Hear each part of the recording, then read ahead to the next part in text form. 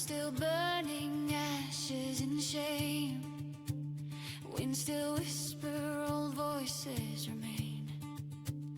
But the Foxfire's coming, it's lighting the way in the dark of the past. We won't stay. It is the night after the municipal elections here in North Carolina, and we are putting the Dispatch and the Leftable North crew together tonight. We're going to talk about some stuff, but today is definitely a special one. Liz Purvis from the Foxfire Dispatch. How are you doing tonight? Adrian, hey CJ. I'm doing good. I am so deliriously tired, but also delighted with the results overall last night. Yeah, I think we can say the same sure. For sure.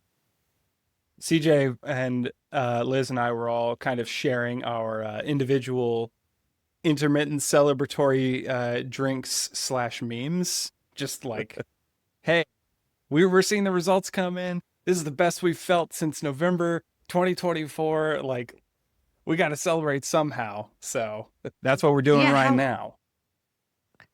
How are y'all's nights? What did you all? Well, hello, lovely little guest. Where did y'all end up? Right here, where I'm recording, just from my couch. I mean, I had quite the setup going, watching everything last night. I had, my laptop. I had Spectrum News on there, or actually, I think it was MSNBC.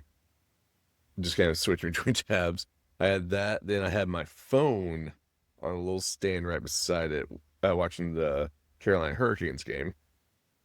And then up on my TV, I had Dancing with the Stars playing, because that is what my wife loves to watch on Tuesdays. And she also West Wing. Kind of got me into it as well. So I appreciate some reality TV watching, obviously. I've been watching Survivor a lot. Like, especially this most recent season. What do you think of it? My favorite cast member got voted off almost immediately. So it's like, what do I even do now? But I honestly, sometimes it feels like politics. Like, sometimes you see the ones you like fall off real quick, and then you're just kind of like, well, I got to hold my nose and eventually vote for one of these two people. That is 110% how I felt when John Lovett was the first person voted off of his season. I just felt like personally aggrieved about that for him. I forget that happened. Yeah, he yeah. It's always they try to have like some kind of political adjacent person in the cast somehow. Like, it'll either be a news reporter, or I remember they had like a political science PhD student one time, and they all got voted off so quick. So there's a political consultant, or he's like a comms director. He works up on Capitol Hill, and this season he's still in the game, so he's kind of my guy right now. I'm holding out for him. But anyway. Nice. But yeah, we're kind of on cloud nine. Maybe not cloud nine, just because there's so many people who we wanted to win but still didn't quite get over the finish line. But all in all, I mean, a really terrific night. And I think, Liz, you of all people can relish in that for sure. You want to tell us a little bit about your efforts and why you finally have some anxiety lifted off your shoulders? Yeah. So really exciting night. Overall solid picture for Granville. The Granville Democrats backed 12 folks in different races across the county, and we won 10 out of 12 of those races. Not too shabby. So that was really exciting. Our turnout was really exciting. We went from like 18.58% voter turnout in 2023 to over 26% voter turnout this year, which is almost increasing it by 50%. And so that was really exciting, because my personal goal was like, could we get to 21% this year? So that was really great. And that made me feel like our blue ballot program was part of that, because we saw a real increase in the number of Democrats who voted compared to Republicans and unaffiliateds, at least during early voting. Um, so that was really cool. And we put Antoine Downey into Creedmoor's mayoral seat and ousted a conservative incumbent. And that was really exciting. He's going to be a great leader for that town, I really think. And he and his family came to our election night party along with a bunch of the other candidates, which we had at a community center in Oxford. And it was really great. And it also ended like an hour and a half early because we got results so early. I expected us to be there like past 11:30 cleaning up, and we were out by like 10:45. So I was stoked that we Good like thing. had a That's real good 100% time. a good And thing. also so yeah, but it was a long busy, real good day here in Granville for sure. What was it like in Johnston? I know you guys had some big races. Yeah, we had some town council races. We flipped 3 seats here that were either for like that either had Republican incumbents or Republican aligned unaffiliated candidates. So I mean, we didn't win everything we wanted to win. Some people that we thought might have a chance just got kind of slaughtered, but it's Johnston County, so like there's just certain little bright red areas, and then in places like Clayton or Smithfield or Selma, we had candidates come out on top, and we got somebody elected to Clayton Town Council that absolutely deserves it, and ousted somebody who does not. So, that's always a good feeling. So, I mean, and I wish that we could have increased our turnout as much as you guys did in Granville. Not quite the same amount, but I mean, depending on how you calculate it, we went from 10% turnout to 13.5% turnout. So, pretty That's decent. great though. Yeah. It's like what, a 30-ish, 35% turnout increase from last year. So, my math ain't so good, so I'll just chalk it up to it was better than last time. I think that seems to be kind of a running theme, just kind of what I've been hearing anecdotally, is just surprisingly high turnout for municipals, of all things.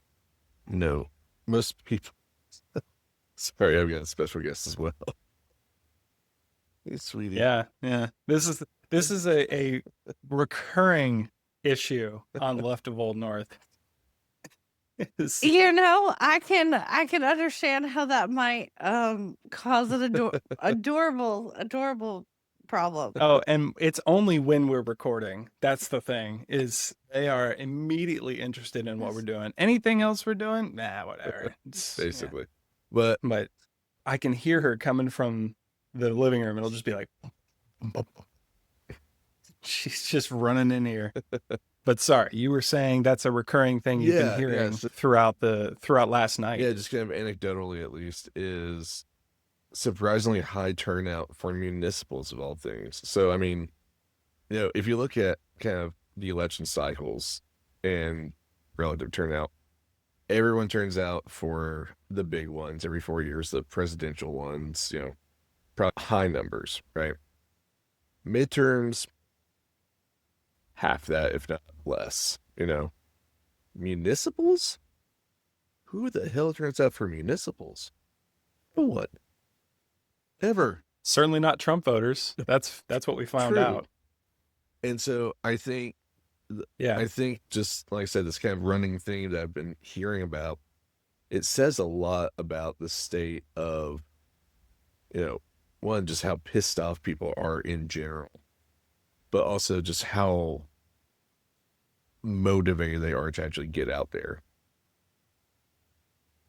A lot of things to be pissed about. Yeah. We can go through the laundry list, but I think that there are like really 3 major things, like Liz, what did you think were like the biggest things that kind of got people out to the polls?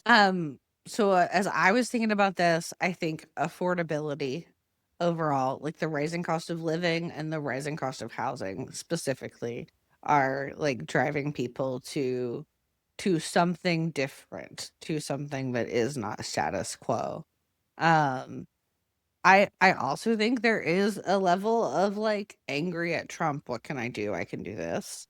I don't think everybody's making that connection between like the national races and these local races, but I think some folks are. I think that's definitely part of the messaging that we deployed in Granville was very much like your local races impact your household so much more in so many ways than the bigger top of the ticket races that happen on even number years. And so to that end, like please, dear God, participate in these. And because turnout is so low, your vote means so much more. And then what a great good bonus it is that like that also has juiced turnout a little bit. Like Yeah. yeah. We can go even more local, just down the road in Raleigh. The fact that the NCGA, the General Assembly, has failed to pass a budget, but they can pass maps that gerrymander the hell out of this state, even more than it already was, right? I think there was a lot of good messaging around that rather than calling it gerrymandering and so forth, because like people have heard that term over and over and over again. Like they are rigging the state, and people see They're that. seat stealing. They are stealing. They can't win on their policies or their platform. So they just want to choose their voters and draw us out of any ability to legislate. I think what surprised a lot of us was that you know, I don't know about y'all. So I'm a little too online sometimes, but Republican MAGA Twitter shitter with the X was freaking out. They were absolutely having a meltdown last night, which was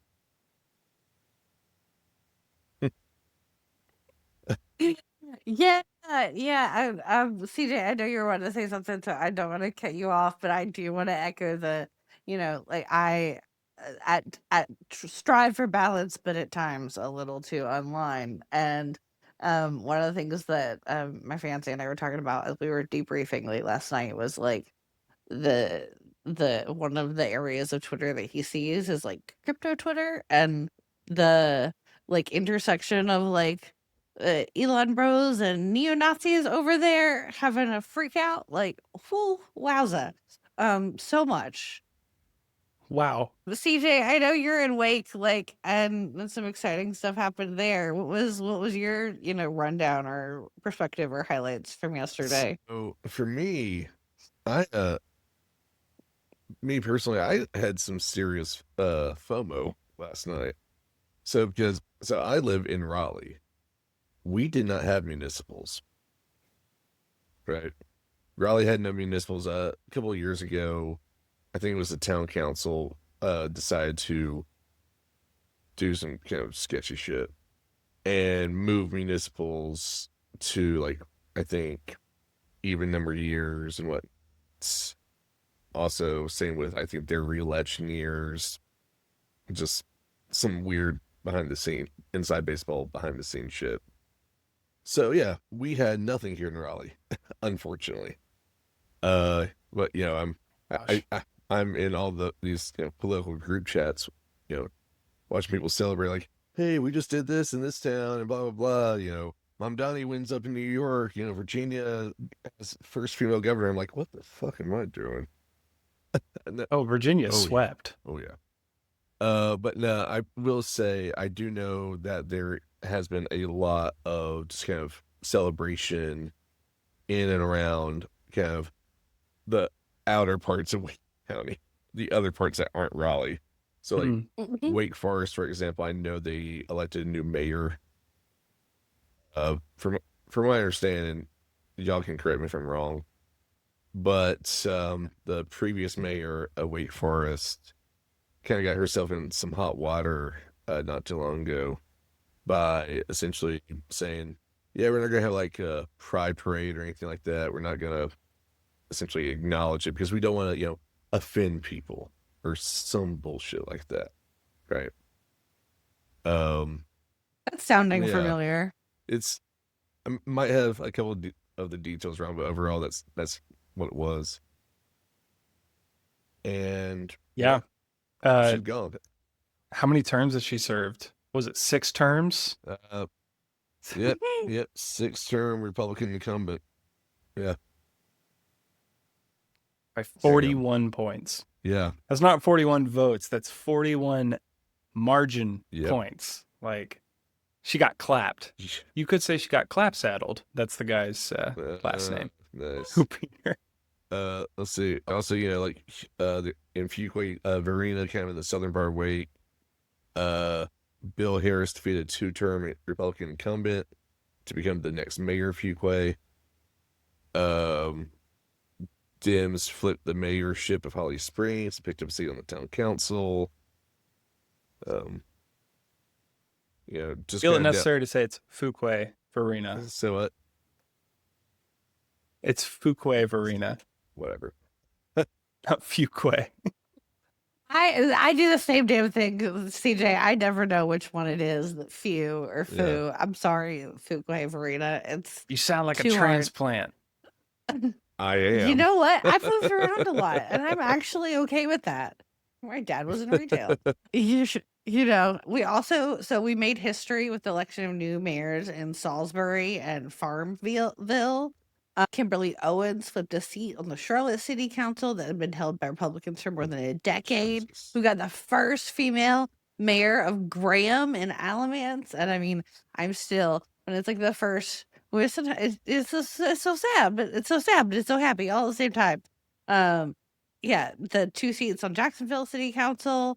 Wilson elected Eduardo Herrera Picasso, the first Hispanic member of the Wilson Town Council. Like, I mean, as I look up and down the ballot, Buncombe exceeded turnout 43%. Like, I'm just Oh so my God. stoked about that isn't that crazy good? Jesus. Yeah. Like, also, like, just to turn to like folks whose races did not quite go our way. I know I was following Park Ingofield's race in Hickory pretty closely, and she lost by 500 votes. But they juiced turnout. Like, it went from like 8% in the previous odd year to like 16%. Like, they doubled her turnout overall in 2 years from Jesus. her door knocking efforts. Yeah. And I do think that overall that signifies that A, turnout is everything, right? But like B, you're really going to see gains even in places where you don't really expect to win when you can close that gap, when you can kind of shrink that margin and show like, yeah, when you get out the vote, when you actually canvass, knock doors, you call, you get people involved, you volunteer, all these other things, like you can make it a lot closer of a race and make some of these folks shake in their boots. But yeah, I mean, we saw a great trend. Like one of the things that surprised me was, I mean, y'all might have heard a very short-lived controversy that I think kind of came a little too late in the game, if it was a false flag, if they were trying to do something there. But in Wilmington, there was Like, what is he talking about? Yeah. This might have flown under the radar for a lot of people, and that's kind of probably why it didn't really catch too much fire. But there was a scheme by Democrats, allegedly. The NC GOP got a tip that somebody was sending around text messages offering to pay people money to vote for the Democrats that were running in the municipal elections. And here's the thing. There is no like real truth to this. Like, it comes from one person who immediately reported it. Text messages are extremely easy to fake. Who knows if it's real? It went nowhere. But here's the best part, right? The incumbents and the Republicans that way outraised all the Democrats that were running in the race got clapped. The New Hanover, Wilmington mayor flipped and is now held by a Democrat, and the Wilmington Town Council is now all Democrats. They completely, Oh my God, that's so great. they completely locked them out. Wow. So it didn't matter. I That was Yeah, one no, that really that's so shocked cool. me. Talking about the little false flag operation, I decided to get to the guy's Twitter because I know exactly who you're talking about. And you want to talk about MAGA just melting down? Oh my God, this dude. I'm not gonna say his name because I don't want to get. Well, apparently he became a Republican Yeah, just to vote for Republicans, except when he became a Republican 2 years ago. yeah. He tweeted yesterday. And then became a Republican last year. Yeah, he tweeted yesterday on October 1st. I officially became a Republican. Today, I voted for the first time as a Republican. Use your voice, make change, get out there and vote. Okay, you did not just become a Republican. If your Twitter is any indication, shut the fuck up. We're allowed to swear as much on Foxfire Dispatch, right? Yeah, I good. mean, I think we historically have been sailors Okay. and will continue to be. And my grandmother may complain about it when she listens to the episodes, and I will tell her that we are millennials and things have changed, and I will use my fucking language the way I fucking well please. Following in the footsteps of Chair Anderson Clayton, who was dubbed by what magazine or outlet was it? They gave a little rundown of her youngest chair in the country, swears like a sailor. Like that's one of her That's one of the personality points, yeah. bullet points. Honestly, I love that. I Yeah. love it. It's true. And I also think I also think there's like something classist about like looking down on like particular linguistic choices. And so I love the like resistance of like, no, I can actually use curse words and also use my 25-cent, pernicious words as I want to. So okay, I'm gonna get off a linguist high horse. Pernicious. That's a now. silver dollar word. That's not 25 cents. Oh, No. yeah. I mean, we talked a little bit about where we fell short in a couple of races that we were watching statewide. Did any incumbents fall that you didn't expect? Because I definitely was shocked about that one district in Charlotte that they had held for 10 years, but we kind of already talked about Yeah. that. Yeah. I was like cautiously optimistic about the flip opportunity that we had in Granville. I was honestly like so focused on our county elections that I was finding out a lot about like races across the state, like as our signal chat results rolled in last night. The most active live feed I've ever Yeah. seen. Now, look, I think I put this on Blue Sky, but the political chat on election nights, like the little chat groups, are a special place. They are absolute insanity. It's like a fire hose. It's a little over. Like I was so overstimulated. It's like the Super Bowl, and it was so much better than 2024. Oh yeah. Well, and I mean, Oh, yeah. When everybody was just like, I think that's something we should maybe kind of talk about real quick is a year ago today from when we are recording this was when Trump was reelected. A year ago, I remember the race I was managing at the time. Let's see, right about now or so. We realized, yeah, we weren't going to pull it off, that we were going to lose by about 400 votes and nothing we could do, right? And of course, I was trying to keep up with the national stuff, and I had a feeling,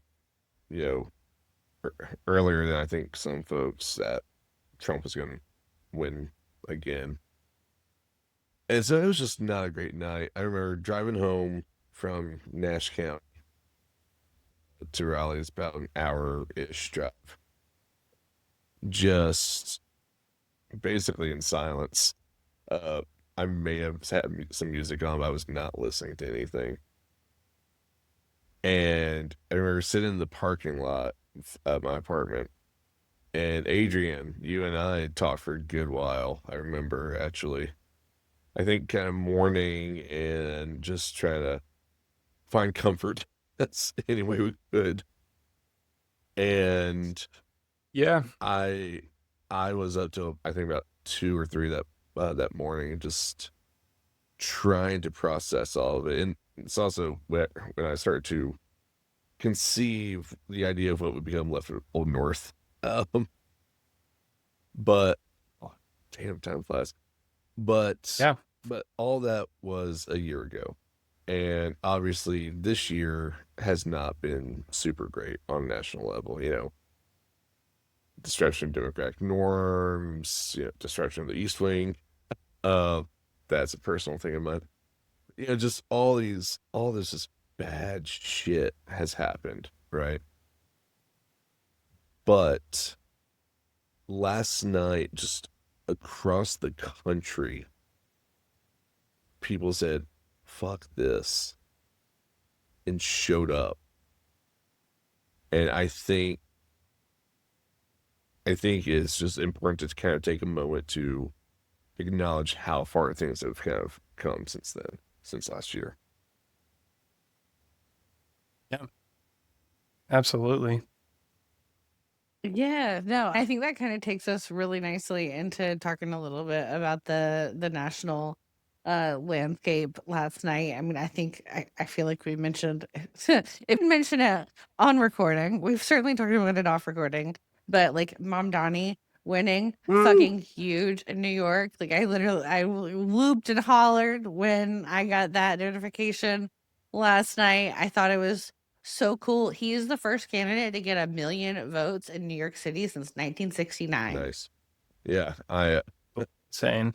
I was sitting here where I'm at right now, and my wife was putting our kid to sleep, and the news broke. I just remember going, yes, like, I need to be quiet. And she texted me, she's like, what happened? And I just texted back in all caps, Mom Donnie won. Yeah, and it wasn't close. No. I think that was something that I thought, like, obviously people were kind of joking, like the mom date that he would have if he won. But I mean, people can blame Curtis Sliwa for staying in the race. Like, Slee was a kook, but like, good on him for staying in, because Cuomo he may have been endorsed by Trump, but that was all the more reason for Democrats not to vote for him, in my opinion. He kept campaigning on nothing but Mamdani's going to roll over when Trump comes into town, but I won't. Meanwhile, the dude's accepting his like, maybe he didn't accept it, but the dude's getting his endorsement, doesn't shrug it off, doesn't say I don't accept or anything like that. Like, people were so tuned into this election, far more than most people would be for a New York City mayoral election. Like, was anybody paying this much attention when Eric Adams was running? I mean, I don't think people in Kentucky were going, where is my polling place? I would like to vote for Mom Donnie 2 years ago. But I do believe that maybe did actually happen yesterday, at least from stories that we have heard. But I mean, just like to what you were saying, Adrian, I feel like the racist anti-Muslim shit that Cuomo has like done alone should be disqualifying, like even without the sex pest shit and anything he did during COVID, like hugely unqualifying. And just I'm so excited by like the idea of Mamdani as mayor and what that could mean for New York City and how that could ripple out into like a different kind of imagined world for the rest of us. Like, and he's young too. I mean, he's definitely somebody that I think Democrats are having a come to Jesus moment a little bit, because they're like, well, what do we learn from this? What is to be learned from all this? And I think probably the most salient point that I've seen made about this election in particular is that Mamdani had the ability to capture people and get their attention so that he had it enough time to actually talk to them about the issues that mattered to New Yorkers. Like, you can say it was the social media, sure, but the social media got you to listen for long enough that he was starting to talk about issues that mattered to everyday New Yorkers. What did Cuomo have? Zoran is bad. He's a Muslim. He doesn't like Israel. I love Israel. You should vote for me. And then when it came to the actual issues, he had almost no difference in policy from Zoran. If you watch the debate and you get rid of all the rhetoric, half of the questions they asked him sounded exactly like what Zoran would have said in the first place. Oh yeah. And even now, you're seeing, again, we're going to talk about this a little bit because like this is my main line to Republican thought processes on Twitter, on X. They were talking about how we need to shift the entire conversation on the Republican right to affordability. And I'm like, oh, so it was a winning issue. So you were paying attention. It wasn't the anti-Israel stuff. Well, too little too late, because you flubbed it real bad. Yeah. Yeah. It'll be cool to see what he does in New York. I'm very invested in the idea of free grocery stores. I think like the like food as a right thing is a position really worth exploring in a country that likes to pretend it's the greatest country in the world. And I think that could be really, really cool and transformative. Plus like free transportation also, like huge. They were government subsidized, right? That was the thing. It was that they were city owned grocery stores. Yeah.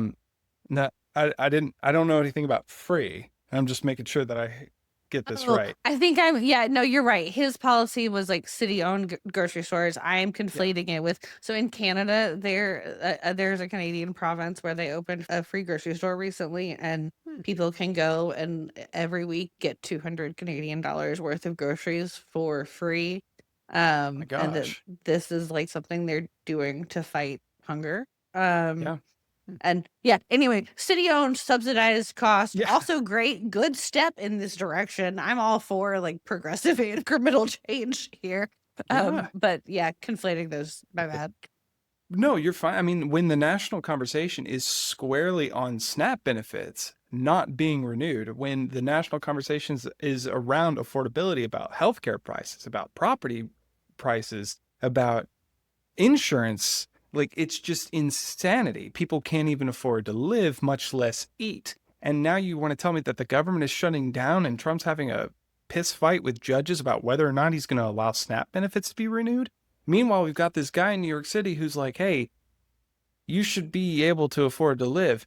What message is going to win with the voters? I think we saw exactly which message is going to win with voters, and it's the one that directly relates to SNAP benefits, government subsidized grocery stores, because we can't afford to let people starve in our cities. Literally. I think that is indicative of what the next year or so in politics is going to kind of revolve around as far as messaging goes, is just typical kitchen table issues. Now, I guarantee you what's going to happen is Republicans will try to turn stuff into culture wars, blah, blah, blah. That's what they always do because, as we've said already, their policies suck. They can't win on them. So they try to piss people off and make them fear the other. That wasn't clear enough with the Mamdani 9/11 conflation. I think whether you live in a overwhelmingly blue city like New York, or if you live in, Hickory, or if you live in, anywhere in like Johnston or wherever, if you live in like red areas, your interests are still very similar. You also, just like the people up in New York, you also care about whether or not you're able to put food on the table, whether or not you're going to be able to afford your health insurance, and not have your, monthly premiums skyrocket 200, 300, 400%. These are issues that everyone from both sides of the aisle do care about because they're actually affected by them. And I think that's what the messaging is going to have to revolve around over the next year or so. Yeah, I mean, we have definitely said it on the Foxfire Dispatch before, but like most of us, we are closer to being homeless than we are to being a billionaire. So we are closer to food insecurity and living out of our car than we ever are to how many 9, 10 figures in your bank account? It's not gonna happen. Like, Oh yeah, no, 100%. Yeah, what is it? You're a couple missed paychecks away from being homeless mhm. or completely financially destitute. Yep. And it's And scary. let's not forget people with kids. Yeah. The compounding price of healthcare for families is like really hard to fathom. Just as a person who like on health insurance paperwork is single, like I see but do not feel does the price of like the adding the dependents, but it's so significant, and it's so significant for folks who are in your situation. Yeah. I just switched jobs, right? And the job that I hopped onto, taxes are taken and whatnot, but there aren't any there's like no health insurance or anything like that. That's just the nature of the game. But I'm fortunate that I'm able to make a little bit extra than what I was in my previous job. And so I am able to kind of make up for the increase in what my wife is going to have taken out for a paycheck to cover me joining her insurance as well. I think for me, her, and our kid, it's going to be like $500 a month taken out, or per paycheck taken out. And that's insane. It's about to go up even more. Yeah. Yeah.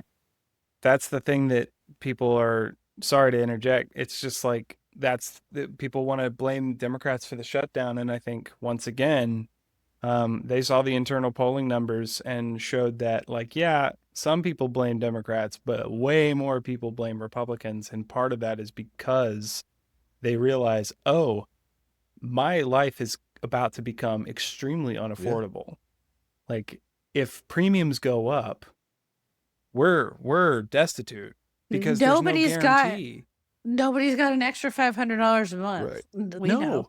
And there's no You know? guarantee that that your health insurance is even going to cover something if something even happens. Right.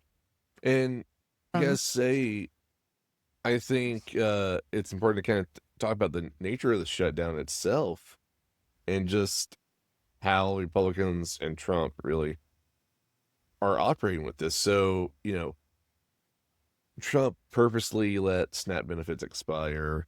Republicans are blocking, bills on the floor to allow fully funded SNAP benefits to go out, blah, blah, blah, blah. And it's all to try to force Democrats to the negotiating table, right? It's all to do that.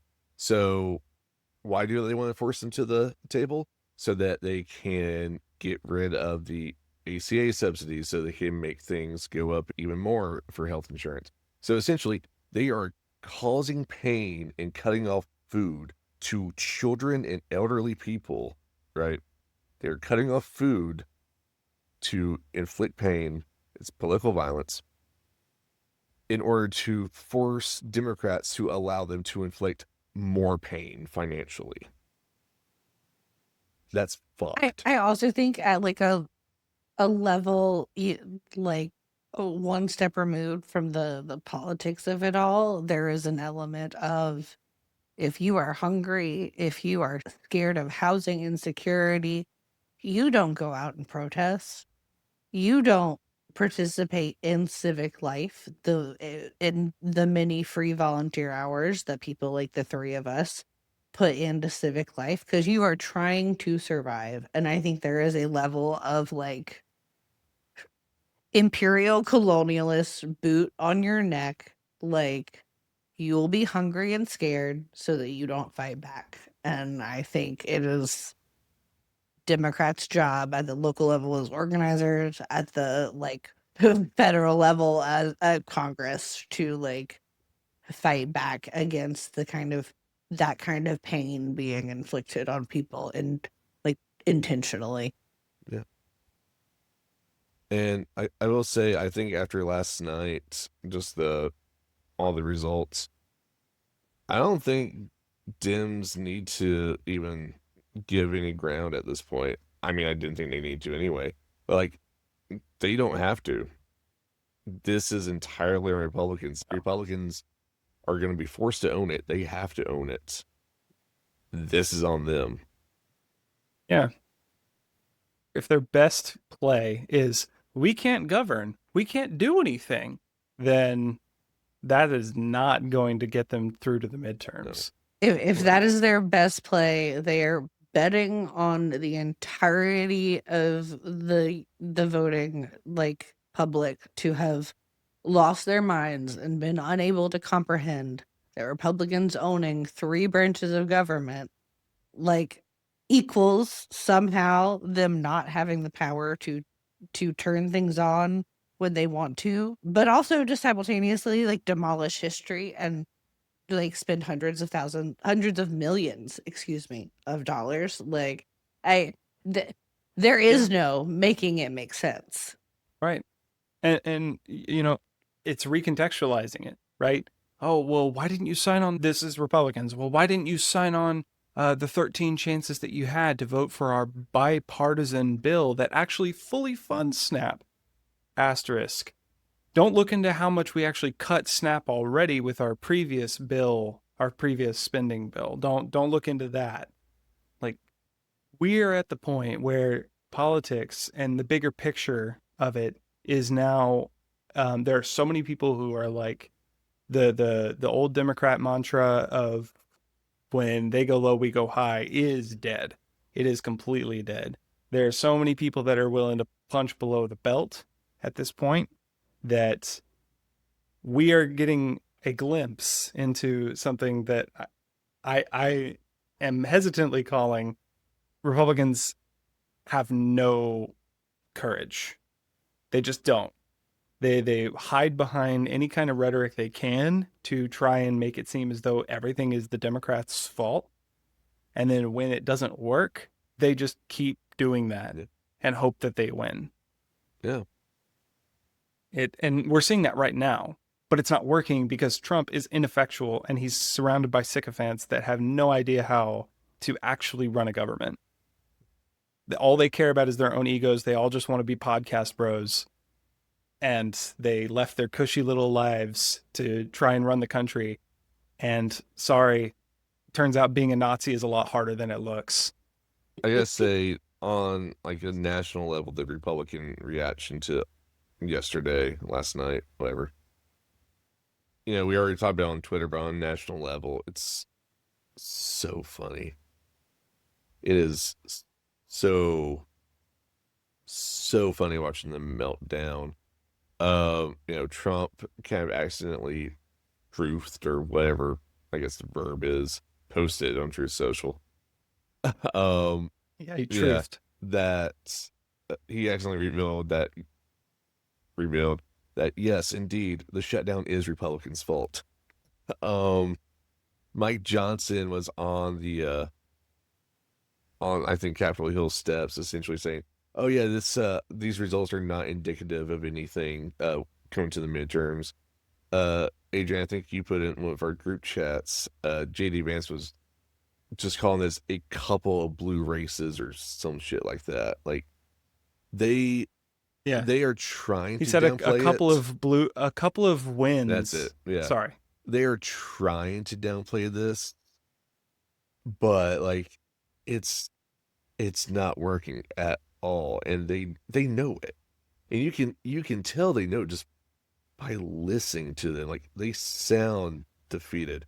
I saw a compilation of like Fox and Friends and like all these like, you know, Newsmax, whatever, pundits, just kind of freaking out. Like Sean Hannity's like, "Oh, my friends are so depressed." And it's like, yes, give me more. Yes. Because like these are people who, Yeah. you know, they relish and enjoy policies that make people's lives miserable. and they're seeing that their power, their modicum of power, is slowly slipping, and they're terrified, as they should be. Liz, you can probably identify with this really well, with, how deftly you've organized this last cycle. Like, I think part of that too, CJ, is that they are losing the gap between them and like the grassroots is widening incredibly. Like they cannot relate to the average American, and not that they ever could, but Trump said the right things about the economy and about like the pressure points that people were feeling, especially after COVID, that he was able to get himself off the line, and a few other Republicans as well. So, I mean, Liz, how do you feel being on the ground and seeing like the early vote? What is the grassroots saying? I think the grassroots this year is saying that like organizing boots on the ground works. That the data once again proves what we have known for a while, which is that canvassing is the most effective way to get out the vote, and that you do that with a year-round organizing program and not coming in 3 months before the election. I mean, I think of it like we mounted a bigger, better campaign in the year 2025 than we did in the year 2022 as the North Carolina Democratic Party, like unequivocally, I think. From my perspective as a field organizer in 22 during those midterms to like being a county party chair now, I also fully think, people are on the take no shit line. Like people are tired of Democrats and unaffiliated voters who want to vote with us are tired of Democrats being publicly doormats. Yeah. And I think like I made some decisions about how I was going to lead the Granville County Democratic Party that was like, we're decidedly not going to roll over and be a submissive bitch. Like it's just not, that's not happening. And I think that like that has been received positively here and elsewhere. I also really like one really cool thing that I wanted to highlight as we talk about national that also relates to like the localness of Granville is that this year Vote Save America, which for folks who don't know is the like activism arm of the crooked media organization, they adopted a cohort of county party chairs from across the country and they gave all those county parties a good chunk of money to do shit with, that we all needed to do, and started providing like a regular space for us to share information and like learn from each other. And Granville was one of those county parties. Buncombe is the other North Carolina county party that was in the group, and they were county party chairs from Pennsylvania and Mississippi and Orlando, Florida, and those were all places that had some really significant wins last night. And so it was really, really cool to see the wins across that group, and like how much I feel like that information sharing did really help us. I mean, Orlando Dems like shared their template for their 2024 blue ballot, which informed our 2025 Democratic endorsements blue ballot for Granville, as they like gave us the editable template, just like hugely generous stuff that really, really helped us. Rapid fire for both of you. Do you think that Gen Z moved the needle in this election? Oh, I haven't looked at the turnout data by age yet, to be totally honest. CJ, have you? Same. I mean, Gut feeling. I think so to some extent, but I will say it will probably be more Gen Z women than Gen Z men. We've seen Gen Z men go more to the right than we were like, more into the manosphere or whatever it is, like the Ben Shapiro's and Joe Rogan podcast and all that shit. Yeah. So yeah, if hopefully that's starting to die down a little Yeah. bit. It's starting to taper off. What do you think, Liz? I think white supremacy is alive and well in this country, and that white men of all ages, unfortunately, are the most likely to gravitate towards because they got the most to lose as we dismantle this system. So I do kind of think that, like, I definitely think like high school me thought that like all the races would eventually die out. And I think that the two Trump presidencies has taught me that, like, oh, surprisingly, maybe not. But I appreciate like CJ's acknowledgement of like the work that like a ton of young female volunteers are doing, honestly, because I can really think of them as I think about some of the folks who are really doing the work across North Carolina. I want to say that like that turnout did bump up, and I feel like cautiously optimistic that it'll bump up again in the next even year. But I think our best bet is just like juicing turnout period as much as we can through strategic canvassing. And I don't mean knocking on every fucking door. And I'm gonna have another conversation strongly with my candidates next year about why we don't knock every fucking door. But strategically knocking the persuadable doors, because you got a limited amount of time to do these things and win these races, and that is the strategic smart way to do this. So I just got on a high horse and lost the thread of this rapid fire. So I'm gonna turn it back over to Adrian. Bam, bam, bam, bam, bam. It's like 10 o'clock. My brain's turned off. Yeah. We've been up for 26 hours. No, that's the lay of the land. We're not done here. Part 2 is going to be over on Foxfire Dispatch's podcast feed. That's where CJ and Liz are going to talk about what comes next, what lessons they need to learn, and what the organizing road looks like into 2026. So hop on over to that Foxfire Dispatch feed and let's keep the conversation going. All right. See you in part 2. So this season, the Foxfire Dispatch drops new episodes every other Friday. We would love it if you subscribed on YouTube or wherever you get your podcasts. You can follow us at the Foxfire Dispatch on Instagram, YouTube, and Blue Sky, and just Foxfire Dispatch on TikTok and Twitter, also known as The Bad Place. Thank you for listening. Until next time, remember, we are who we're waiting for. Get in good trouble. Music for the Foxfire Dispatch is produced by John Fitz. This podcast is written and executive produced by me, Liz Purvis.